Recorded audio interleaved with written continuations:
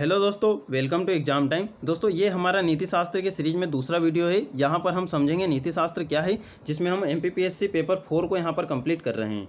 अब इसमें हम देखेंगे 2 मार्क, 5 मार्क और 20 मार्क के हमारे यहाँ पर क्वेश्चन आने वाले हैं। तो वो क्वेश्चन को हम किस प्रकार से डील कर सकते हैं, किस प्रकार से इसमें की पॉइंट हम यहाँ से निकाल सकते हैं। तो यहाँ पर हमने जो नोट्स बनाए हैं वो बिल्कुल शॉर्ट टू द पॉइंट यहाँ पर बनाए हैं। इसमें से डायरेक्ट आपको यहाँ पर लाइन मिल जाएगी। अब दोस्तों बात करते हैं कि इससे पहले हमने एक वीडियो बनाया था, उसे आपको देखना बहुत ही ज़रूरी है, क्योंकि वहाँ पर हमने पूरा एथिक्स का जो सिलेबस है उसे अच्छे से वहाँ पर डिफाइन किया था। हमने दर्शन शास्त्र वहाँ पर समझा था, मनोविज्ञान वहाँ पर समझा था, लोक प्रशासन हमने वहाँ पर समझा था, और तीनों के अंतर्गत नीति शास्त्र का किस प्रकार से अध्ययन करना है ये भी हमने वहाँ पर समझा था। अब जो हमारा ये सेकंड वीडियो है, इसके अंतर्गत हम यहाँ पर देखेंगे नीति शास्त्र क्या है, इसका स्वरूप क्या है, वो इसके निर्धारक तत्व क्या है, यानी कि किस प्रकार से हम नीति शास्त्र को निर्धारित कर सकते हैं आंतरिक तौर पर और बाहरी तौर पर। तो ये हम यहाँ पर समझेंगे। उसके बाद में बात करते हैं दोस्तों, अब आ जाते हैं हम अपने नीति शास्त्र पर। इसे समझने का प्रयास करते हैं नीति शास्त्र क्या है। और इसके आपको 3 मार्कर में भी ये क्वेश्चन पूछा जा सकता है। 3 मार्कर को हम 3 मार्कर न कहते हैं, 2 मार्कर यहाँ पर कहेंगे, क्योंकि 2 नंबर के यहाँ पर क्वेश्चन अब आएंगे। अब बात करते हैं दोस्तों, नीति शास्त्र क्या है। तो नीति शास्त्र की जो उत्पत्ति है दोस्तों, ये एथिका से हुई है, जो कि एक ग्रीक भाषा का शब्द है। इसका जो अर्थ होता है रीति, प्रचलन या आदत, ये आपको यहाँ पर ध्यान रखना है। अब बात करते हैं नैतिकता की, तो नैतिकता का भी यही अर्थ होता है रीति, प्रचलन या आदत। बाकी इसमें एक थोड़ा सा यहाँ पर अंतर है। अभी ये जो नीति शास्त्र है ये बहुत ही बृहद तौर पर है, यानी कि ये रीति, प्रचलन और आदत के सिद्धांतों को बताता है, यानी कि किस सिद्धांत पर हमारी ये रीति है, प्रचलन है या आदत है। ठीक है, तो ये सिद्धांत यानी कि ये अध्ययन को बताता है, ये पूरा अध्ययन है इसका, रीति, प्रचलन एवं आदत। तो ये मनुष्य की जितनी भी रीति है, रिवाज है, आदत है, प्रचलन है, तो ये इनका अध्ययन है। बाकी जो नैतिकता है, नैतिकता इन रीति रिवाजों और आदत को यहाँ पर ये इस आधार पर देखा जाता है कि ये उचित है या अनुचित है। ठीक है, तो उचित अनुचित के आधार पर यहाँ पर देखा जाता है। और बाकी हमने क्या करा है, नीति शास्त्र में सामाजिक व्यवस्था को हमने बता दिया है कि ये कार्य हमारे गलत होते हैं, ये कार्य हमारे सही होते हैं, इस प्रकार से हमने बताया, यानी कि नीति शास्त्र पूरा एक अध्ययन है। ठीक है दोस्तों, अब बात करते हैं इसके शाब्दिक अर्थ को हम यहाँ पर थोड़ा सा जानने का प्रयास करते हैं। देखिए, जैसे कि आप यहाँ पर इसका शाब्दिक अर्थ देखोगे कि मनुष्य के रीति रिवाजों का विज्ञान है, यानी कि जो नीति शास्त्र है वो मनुष्य के रीति रिवाजों का क्या है, विज्ञान है। अब जो रीति रिवाज है दोस्तों, रीति रिवाज से है, इसका संबंध किससे है, रीति रिवाज से है। और प्रचलन, रीति या आदत मनुष्य के वैसे कर्म होते हैं जिनका उन्हें अभ्यास हो गया है, अतः मनुष्य के अभ्यास जन्य आचरण है। यानी कि ये जो रीति रिवाज हैं ये क्या है दोस्तों, कर्म है।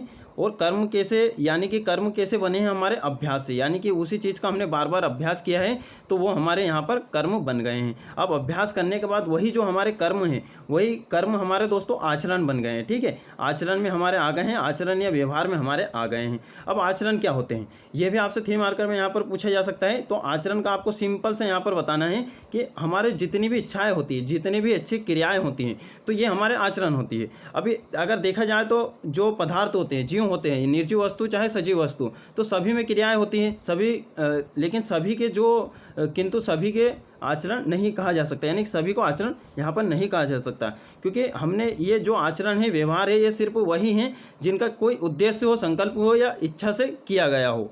तो ये मनुष्य जीवन में ही यहाँ पर संभव है। ठीक है, क्योंकि मनुष्य कोई भी कार्य करता है, कोई भी आचरण करता है तो किसी उद्देश्य से करता है, किसी संकल्प से करता है, ये आपको यहाँ पर ध्यान रखना है। तो नीति शास्त्र का संबंध किससे है दोस्तों, ऐच्छिक क्रियाओं से भी है, यानी कि ऐच्छिक क्रियाएं, रीति रिवाज, इन सभी से नीति शास्त्र का यहाँ पर संबंध है। तो ये आपको यहाँ पर ध्यान देना होगा। अब आ जाते हैं दोस्तों हम यहाँ पर कि नीति शास्त्र, अगर मान लो कि नीति शास्त्र आपसे 3 यानी 2 मार्क में यदि पूछा जाता है तो आप क्या लिखोगे।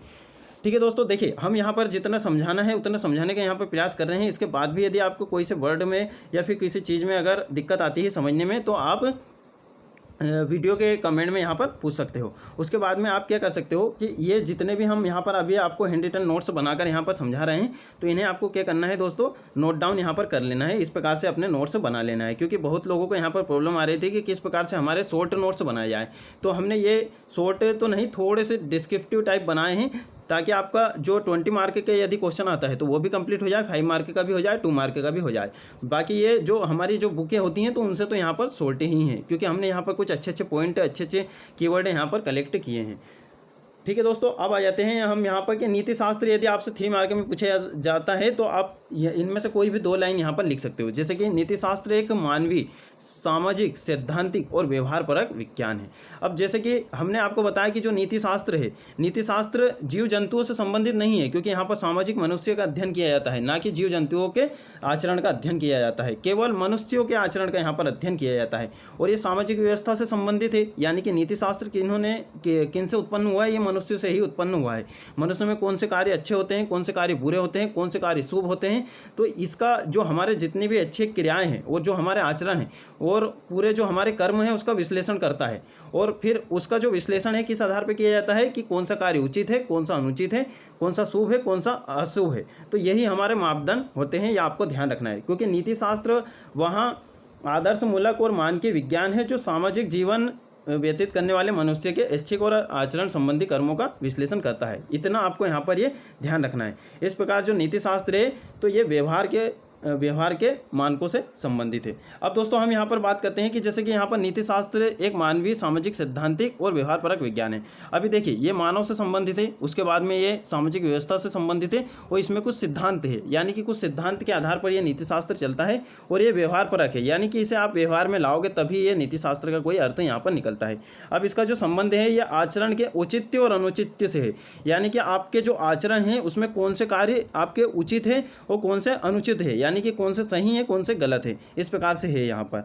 उसके बाद में यहाँ पर मुख्य लक्ष्य इसका जो होता है मानव जीवन का आदर्श बतलाना, यानी कि मानव जीवन का आदर्श मतलब होता है दोस्तों सही बातें, यानी कि सही चीज़ें, कि मानव जीवन में कौन सी सही चीज़ें हैं ये बतलाना। तो नीति शास्त्र का सिंपल सा यही अर्थ है, आपको आपकी जितनी भी अच्छी क्रियाएं हैं उनको सही गलत के आधार पर तोलना, उसका अध्ययन करना। यानी कि अगर हम उसका अध्ययन करेंगे तो वो नीति शास्त्र कहलाएगा और सही गलत के आधार पर हम उसे देखेंगे तो वो नैतिकता कहलाएगी। ये आपको यहाँ पर ध्यान रखना है, क्योंकि नीति शास्त्र और नैतिकता में आपसे अंतर भी पूछा जा सकता है, तो इस प्रकार से आप बता सकते हो। वैसे हम आगे आने वाले वीडियो में इसे भी अच्छे तरीके से यहाँ पर समझेंगे।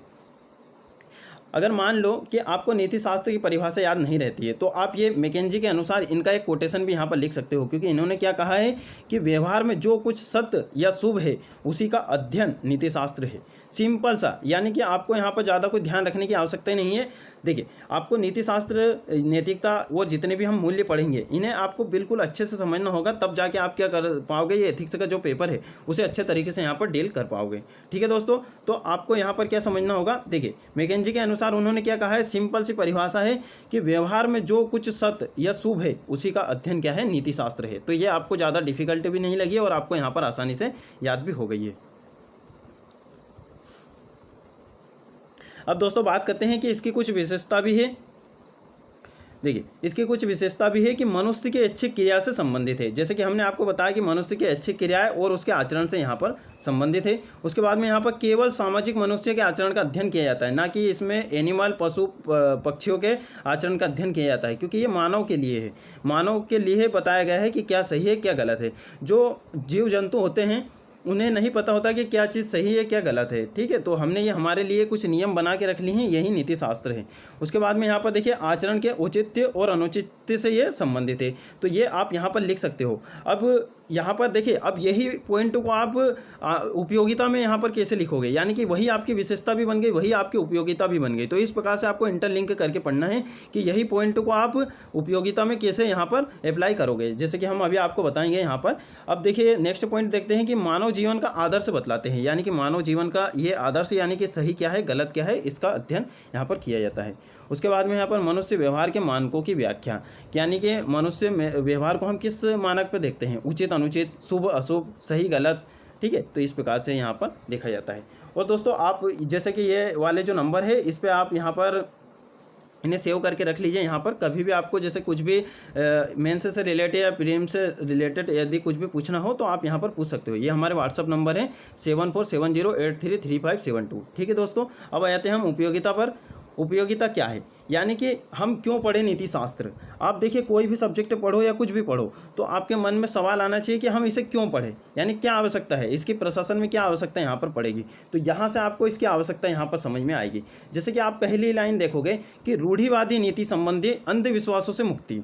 ठीक है, अब रूढ़िवादी क्या होती है, रूढ़िवादी वही चीज़ होती है जो हमारे प्राचीन काल से हमारी जो परंपराएं बन गई है। जैसे कि आप देखोगे कि बाल विवाह यहाँ पर गलत है, ठीक है। तो हम उसे नीति शास्त्र के आधार पर देखेंगे, क्या ये उचित है या क्या अनुचित है, ठीक है, या फिर शुभ है या अशुभ है। तो इस आधार पर यदि ये देखा जाए तो बाल विवाह तो अनुचित कार्य है। तो ये इस प्रकार के जो अंधविश्वास होते हैं, यानी कि और भी कई प्रकार के इसमें अंधविश्वास होते हैं कि जो छोटी बालिकाएं होती हैं उनका विवाह यहाँ पर कर देना चाहिए। उसके बाद में यहाँ पर जैसे कि हमारा जो समाज है पुत्र प्राप्ति की इच्छा की ओर रहता है, तो यहाँ पर जो पुत्री जन्म है उसे यहाँ पर जैसे कि निंदापूर्वक देखा जाता है गाँव में, तो वो भी एक अंधविश्वास है। तो ये उस अंधविश्वास को हम कैसे समझेंगे? हम जब नीति शास्त्र का अध्ययन करेंगे, अपने व्यवहार में जो नैतिक मूल्य है, अच्छे अच्छे विचार जब लाएंगे, जब जाके तो हमें पता चलेगा कि वो चीज़ें क्या है, गलत है। उसके बाद में यहाँ पर कर्मों, इच्छाओं तथा विचारों का सही मूल्यांकन यहाँ पर किया जाता है। जैसे कि आप मान लो कि किसी टीवी सीरियल में यदि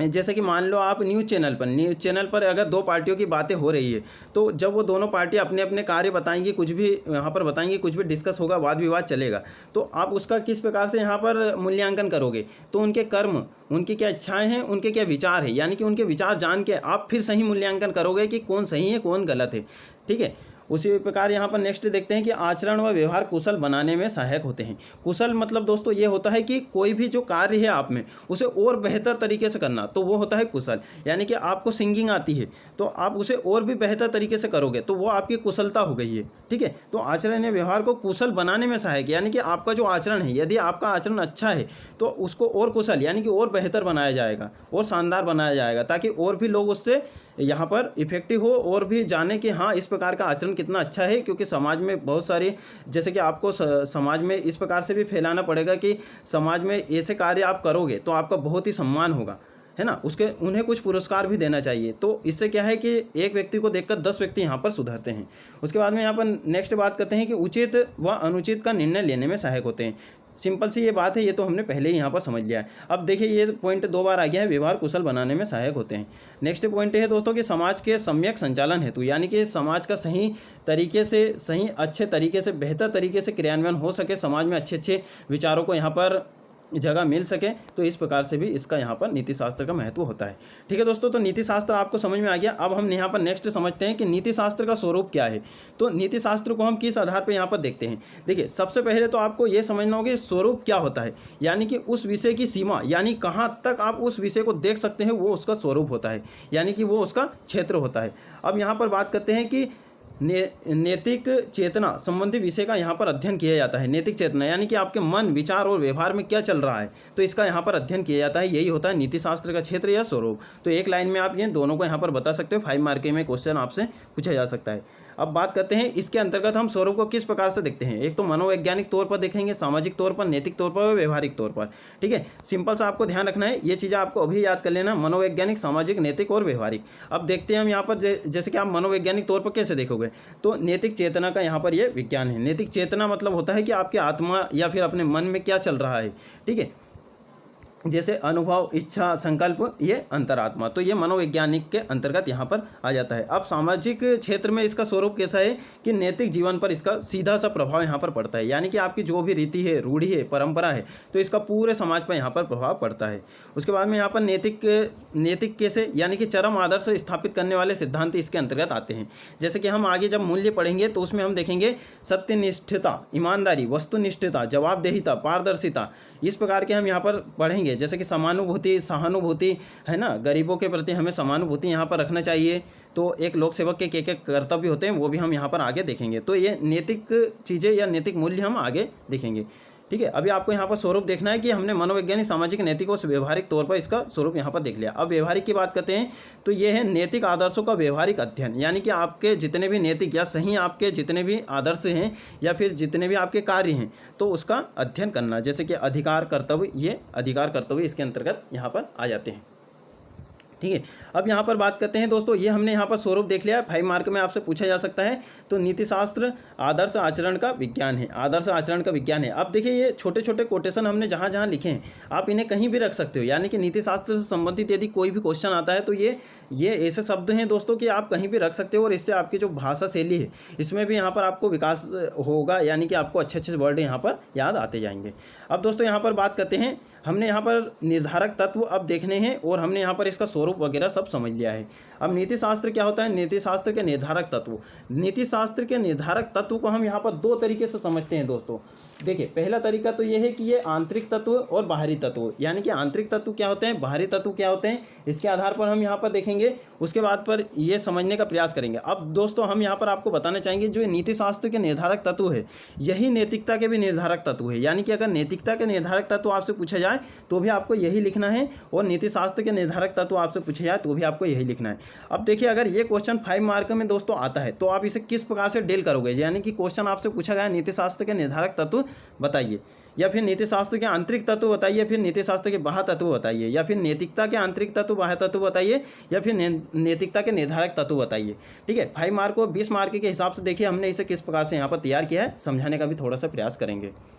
अगर आंतरिक तत्व 5 मार्क में आता है तो सिंपल सा आपको कुछ नहीं करना है, बुलेट पॉइंट लिख देना है, सामाजिकरण, मनोवैज्ञानिक, धार्मिक और तात्विक।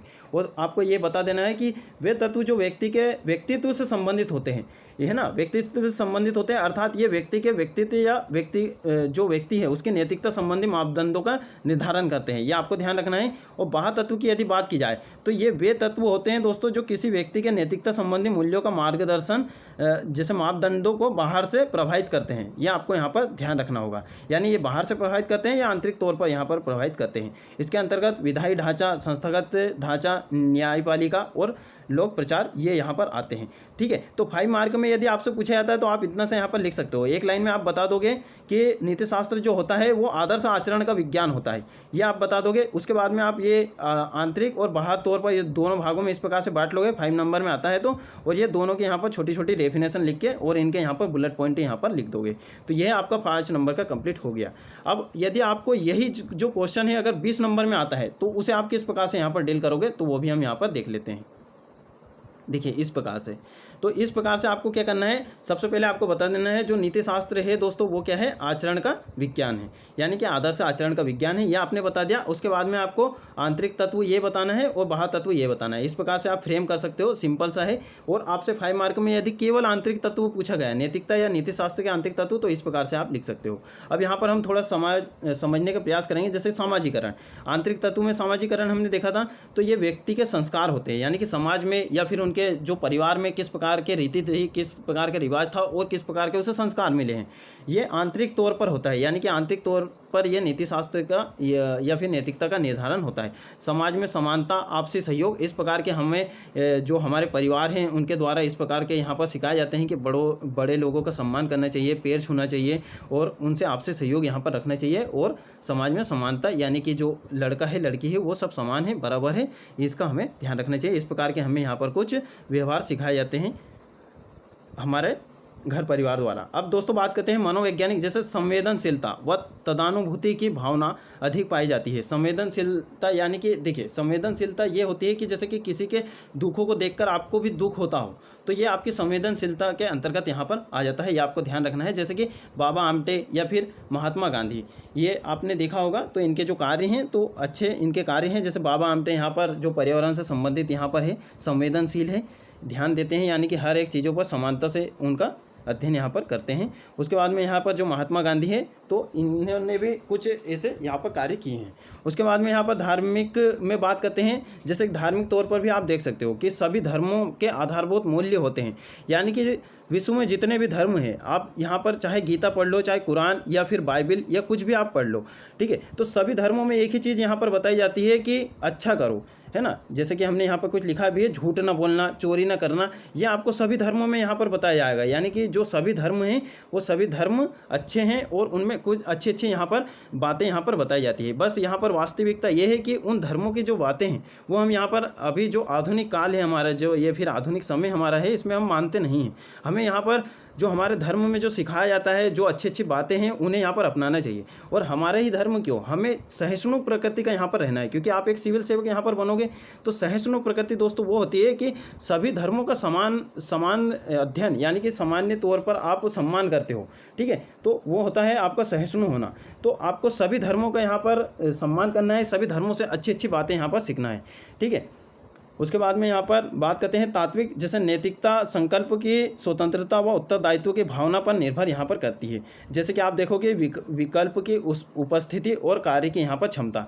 जैसे कि आप यहाँ पर देखोगे कि किसी सिविल सेवक का जीवन रक्षा में अनैतिक कार्य करने पड़े तो वास्तविक अर्थ में यहाँ अनैतिक कार्य नहीं है, इसे अनैतिक कार्य नहीं देखा जाएगा। यानी कि अगर जीवन रक्षा के लिए अगर उसने कुछ अनैतिक कार्य भी यहाँ पर किया है, जैसे कि मान लो किसी ने किसी को गोली मारी और आपने उसे बचाया और उसे बचाव में आपने जो गोली मारने वाला था उसे आपने यहाँ पर मार दिया, तो ये आपका जो है ये अनैतिक कार्य नहीं समझा जाएगा, क्योंकि आपने ये यहाँ पर जीवन रक्षा की है तो उसमें थोड़ा अनैतिक कार्य भी होता है, तो उसे नीति शास्त्र में गलत नहीं माना जाता है। ये आपको यहाँ पर ध्यान रखना है। यानी कि सही चीज़ के लिए आपने कुछ थोड़ा सा अनैतिक कार्य किया है तो वो आपका अनैतिक कार्य यहाँ पर नहीं होगा। अब दोस्तों यहाँ पर बाह्य तौर पर कैसे आप नीति शास्त्र या फिर नैतिकता का निर्धारण करोगे, किस प्रकार से आप उसे स्थापित करोगे, तो जैसे कि आप देखोगे यहाँ पर विधायी ढांचा, तो व्यक्तियों के कृत्य या मूल्यांकन का निर्धारण इन्हीं के आधार पर यहाँ पर किया जाता है, विधायी ढांचा के आधार पर। संविधान, अब इसमें क्या होता है, संविधान नियम कानून द्वारा नैतिक मूल्यों का निर्धारण किया जाता है।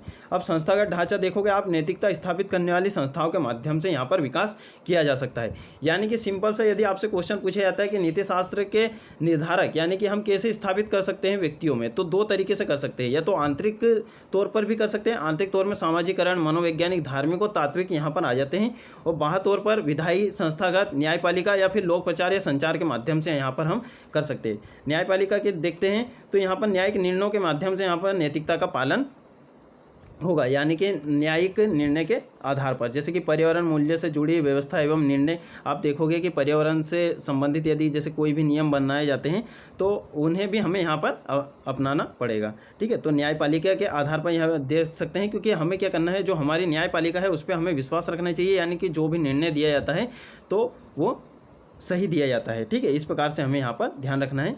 तो न्यायिक निर्णयों के माध्यम से भी नैतिकता का पालन किया जा सकता है। जैसे यदि किसी व्यक्ति को न्यायालय ने अपराधी सिद्ध कर दिया है तो समाज भी उसे अनैतिकता की दृष्टि से या फिर नैतिकता की दृष्टि से अपराधी या गलत मान लेता है। ये आपको यहाँ पर ध्यान रखना होगा।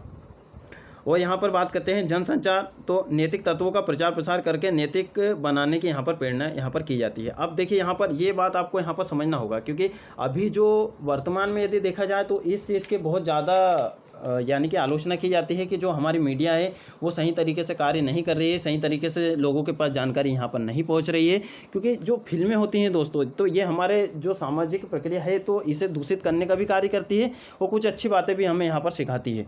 तो हमें क्या करना है, अभी जो हमारे जो टीवी सीरियल है, मोबाइल है, इंटरनेट है, मीडिया है, तो इन पे क्या है थोड़ा सा यहाँ पर लगाम लगाना चाहिए, क्योंकि जो गलत न्यूज़ हैं, गलत चीज़ें हैं वो यहाँ पर नहीं दिखाना चाहिए। उसके बाद में इससे क्या होता है, समाज में लूटपाट, चोरी, डकैती, तकनीकी और ये जैसे तकनीकी भ्रष्टता, बलात्कार, ऐसी घटनाएं यहाँ पर घटती रहती है। तो जनसंचार का ये जो बाह्य तत्व है तो यही हमारे नैतिकता निर्धारण में सबसे बड़े महत्वपूर्ण यहाँ पर साबित हो सकते हैं। ठीक है, तो आप फिल्मों के माध्यम से नैतिक बनने का यहाँ पर तरीका बताइए। उसके बाद में और भी तरीके हैं, जैसे मीडिया के माध्यम से भी आपको यहाँ पर सही न्यूज़ बताना चाहिए अच्छे तरीके से। अगर मीडिया और ये जितनी भी संचार सेवाएं हैं, उसके बाद में यहाँ पर इंटरनेट, मोबाइल, इसका अगर सही यूज़ होने लगा तो यहाँ पर जो अपराध की जो श्रेणी है वो बहुत कम हो जाएगी भारत में। ठीक है, तो आपको हमने यहाँ पर बाह्य तत्व और आंतरिक तत्व हमने यहाँ पर समझाने का प्रयास करा है, और आपको यहाँ पर नोट्स बनाने का तरीका भी बता दिया है किस प्रकार से आपको नोट्स बनाना है। ठीक है दोस्तों, देखिए अभी हमने भी यहाँ पर ये जो नीति शास्त्र है इससे हमने थोड़ा सा पढ़ा है और अच्छा सा यहाँ पर हमने पढ़ा है और कुछ समझाने का यहाँ पर प्रयास किया है। अब इसमें यदि अगर मान लो कि कोई कुछ चीज़ हम नहीं समझा पाए हैं तो आप उसे यहाँ पर नीति शास्त्र को अच्छे से यहाँ पर और भी अपनी जो बुक है उनसे यहाँ पर पढ़ लीजिएगा। हमसे यहाँ पर जितना हुआ उतना हमने यहाँ पर समझाने का प्रयास करा है, क्योंकि हम यहाँ पर पहली बार इसे पढ़ा रहे हैं। अब नैतिक सद्गुण भी हम यहाँ पर देख लेते हैं। ये 2 मार्क में आ सकता है दोस्तों ये क्वेश्चन, कि जब मूल्य किसी व्यक्ति के चरित्र में उतर जाते हैं तो यही सद्गुण कहलाते हैं। ये आपको ध्यान रखना है। इसका उदाहरण आप लिख सकते हो, साहस, न्याय और धैर्य आदि, इन्हें क्या कहते हैं, नैतिक सद्गुण कहते हैं।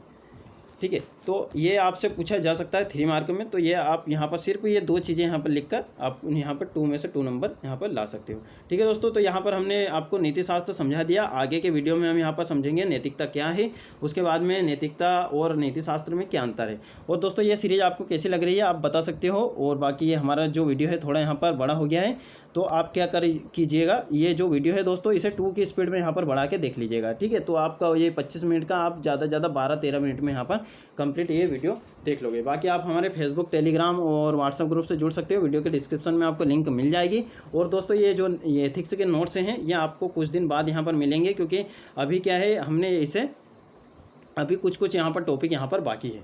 ठीक है दोस्तों, मिलते हैं फिर नेक्स्ट वीडियो में। और बाकी आप इस नंबर पर हमें व्हाट्सअप भी यहाँ पर कर सकते हो। और ये सीरीज़ दोस्तों आपको कैसी लग रही है आप बता सकते हो, क्योंकि जो नीति शास्त्र है ये एक ऐसा विषय है कि यहाँ पर आप इसे जितना गहराई में पढ़ोगे, यानी कि जितना गहराई में आप जाते जाओगे उतना यहाँ पर जाते जाओगे। इसमें समझने के लिए बहुत सारी चीज़ें हैं।